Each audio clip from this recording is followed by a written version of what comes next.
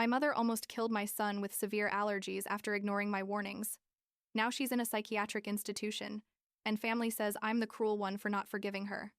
I'm 28 years old. I work from home as a digital content consultant, and I haven't spoken to my mother in 2 years. And honestly, I don't regret it at all. Although sometimes, at night when Isaac is already asleep, I wonder if I'm a horrible daughter for feeling this way. But then I remember everything that happened, especially the cookie incident, and it passes. I guess I should start at the beginning, because this story doesn't start with my son. It starts with me, with my childhood, with all that stuff about growing up feeling invisible in my own house. My dad died when I was like 6 years old, a super sudden heart attack. And after that, my mom, Florence, basically became a different person. She was like 34 when she became a widow, and I think she never got over it. I mean, I understand it on a rational level. Losing your partner that young must be horrible. But what I don't understand is why she decided that one of her daughters deserved all her love and the other didn't. My sister Alexis was born 2 years after me, and I don't know if it was because she was younger when Dad died, or because she looked more like him, or simply because my mom needed someone to pour all her affection into and I no longer worked.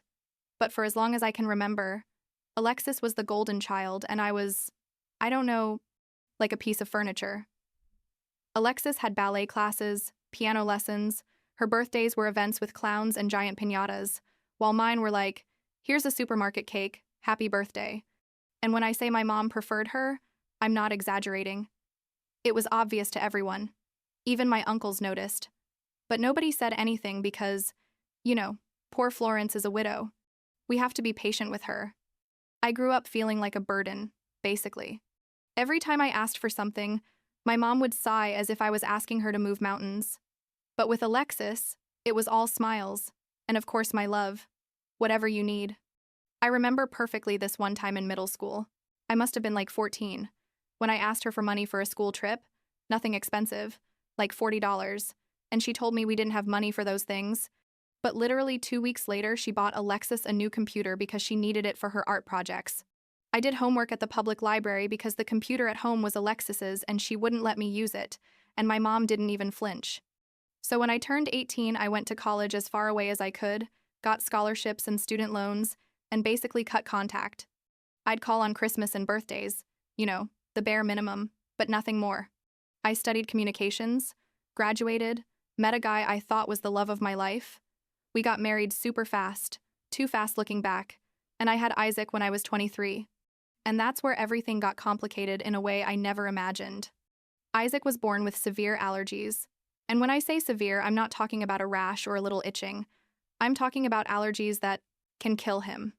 10 different foods, including milk, eggs, soy, nuts, shellfish, wheat, basically everything a normal kid would eat. The first few months were a nightmare of hospital visits, tests, meetings with allergists, learning to read labels like, my life depended on it, well, my son's life depended on it, and my then husband, instead of supporting me, decided it was all my fault. That I must have done something wrong during pregnancy. That I was too paranoid. That I was exaggerating. He ended up being verbally abusive, then a bit physically, and when Isaac was 2, I got divorced and was left alone with a child who needed super specific care and zero support. I decided to move back to my hometown because, honestly, I needed help and I thought that maybe, just maybe, my mom could be different with her grandson. How naive I was. The first few months after moving back were weird. My mom suddenly wanted to be super involved. She'd come visit all the time, wanted to spend time with Isaac, and I thought, well, maybe motherhood changed her. Maybe now that she's a grandmother, she can be the mother she never was to me. Alexis also lived in town, worked as a freelance graphic designer, and she was happy I had come back. She was always sweeter than my mom, never cruel to me even though she definitely benefited from being the favorite, but she didn't ask for that treatment. You know what I mean? But my mom started getting controlling almost immediately. She questioned every decision I made with Isaac, said I was raising him too strictly with the allergy stuff, that doctors exaggerated, that back in her day kids ate everything and nothing happened. And the fact that I was raising Isaac vegan, because with so many allergies he basically couldn't eat anything animal-based anyway, drove her crazy. She said I was making him sick with my hippie lifestyle, that he needed meat to grow strong. And I tried to explain to her over and over that it wasn't a lifestyle choice. It was a medical necessity. But she wouldn't listen. I asked Alexis to talk to her because I just couldn't anymore. And Alexis tried. She really tried. But my mom is stubborn as a mule. One day, Isaac was like 4 years old at the time. I needed someone to watch him for a few hours because I had a work meeting I couldn't postpone. My usual babysitter wasn't available, and my mom offered, practically begged, said she wanted to spend time with her grandson, that I should stop being so overprotective. And I made the mistake of trusting her. Before leaving, I showed her the EpiPen, explained exactly what foods he could and couldn't eat, gave her a laminated list with photos, left safe snacks, repeated everything like 5 times. She looked at me with that face of, "You're exaggerating," but she nodded and said yes, that she understood. I came back 3 hours later, and my mom was pale. Isaac was crying, and there was a plate with oatmeal cookies on the table. Cookies with milk, butter, eggs, everything Isaac couldn't eat. I asked her what happened, and she said, almost defensively, that she had only given him 1 cookie, that she thought he was just intolerant, not allergic, that she didn't think 1 little cookie would hurt him. Isaac was scratching himself, had red hives going up his neck, and I literally grabbed the EpiPen, injected it into his thigh, and called 911, while my mom yelled at me that I was being dramatic. We spent 4 hours at the hospital, Isaac hooked up to monitors, and me begging God or the universe or whoever that my son would be okay. The doctors said I got there in time, that the EpiPen saved his life, but that it could have been fatal if I had waited a few more minutes. When we left the hospital, I took Isaac straight to my apartment and told my mom I didn't want her near him for a while. She got furious, said I was exaggerating, that it had been an honest mistake, that everyone makes mistakes. An honest mistake. Those were her exact words. As if almost killing your grandson by not following simple instructions was something forgivable. Alexis tried to mediate, told me Mom was very sorry, that maybe I was being too harsh. And I told her, Alexis, he almost died. Do you understand that? I almost lost my son because she decided she knew more than the doctors, more than me. I cut contact almost completely after that. My mom could see Isaac only if I was present, and even then, I kept my distance. But like a month later, I was at Alexis's house letting Isaac play with her cat, when I went to the bathroom and heard my mom talking on the phone in the kitchen. I hadn't seen her arrive. Alexis didn't tell me she was coming. And I heard her say, with that bitter tone she has, that Isaac was a burden, that I had spoiled him, that his health problems were my fault for raising him vegan, that in her day this didn't happen. She said textually, that kid is a burden. Megan made him that way with her paranoia. I came out of the bathroom, grabbed Isaac, and left without saying a word. That night I sent my mom a message, told her I had heard what she said, that I didn't want to know anything more about her, that I didn't want her near my child ever again. I blocked her number, blocked her social media, told Alexis I didn't want her passing information about us. Alexis cried, told me Mom didn't mean it, that she was frustrated, but I was fed up. Fed up with a lifetime of feeling like I wasn't enough, fed up with her endangering my son, fed up with everything.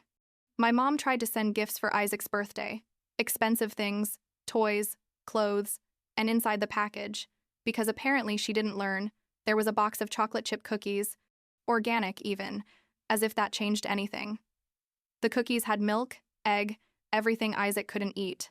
I returned everything, every single thing, with a note that said, "Don't contact us again." She responded with long messages blaming me, saying my hippie vegan lifestyle was what was making Isaac sick, that if I fed him normally he wouldn't have these problems, and basically confirmed that after 2 years she still didn't understand, or didn't want to understand, that Isaac's allergies were real and serious.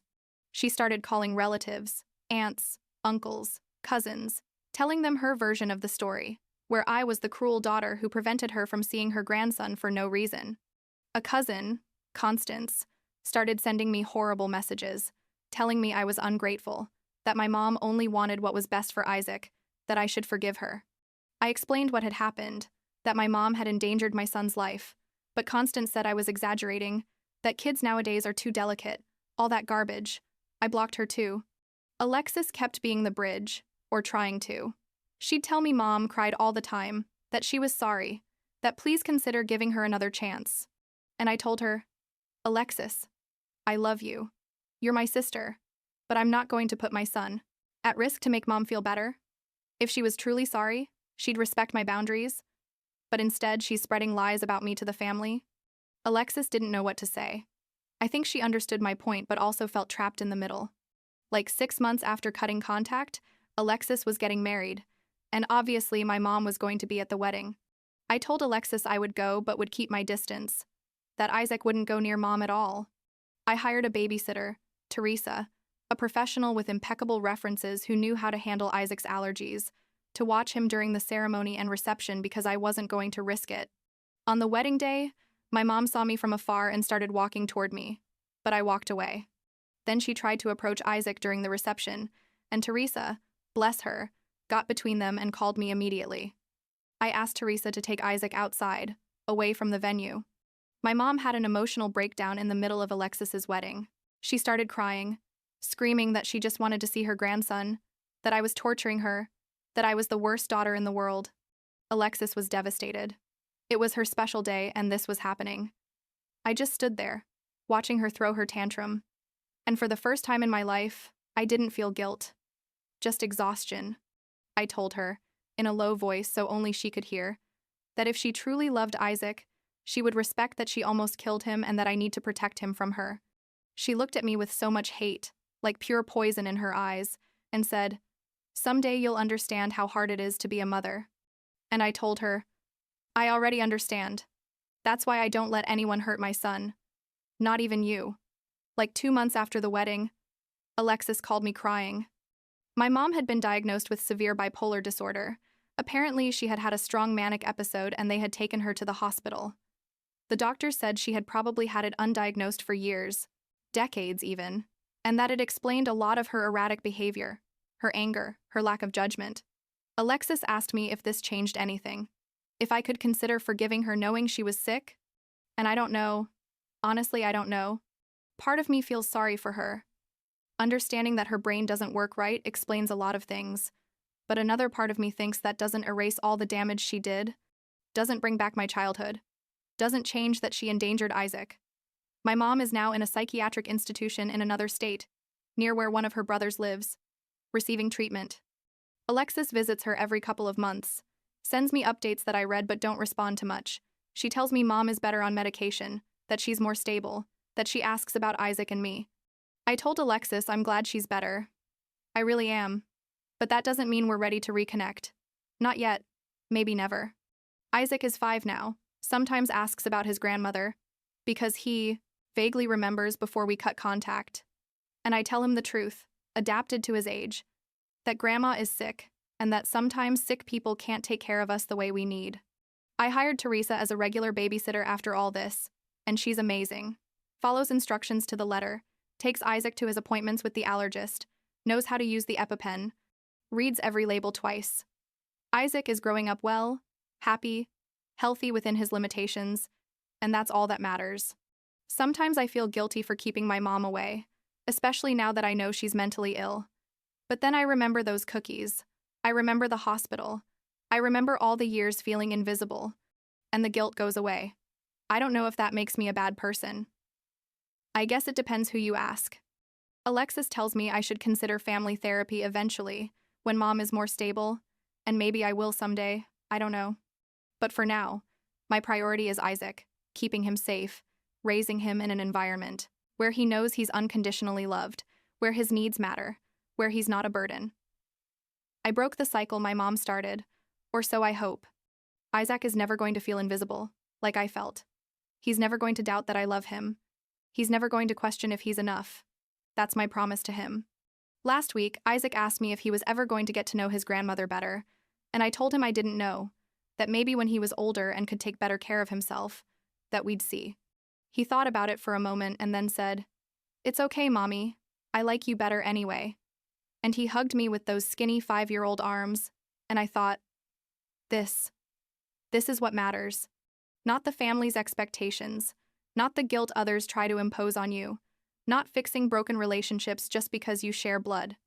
What matters is this child who depends on me to stay alive, literally and emotionally. and that's enough for me for now.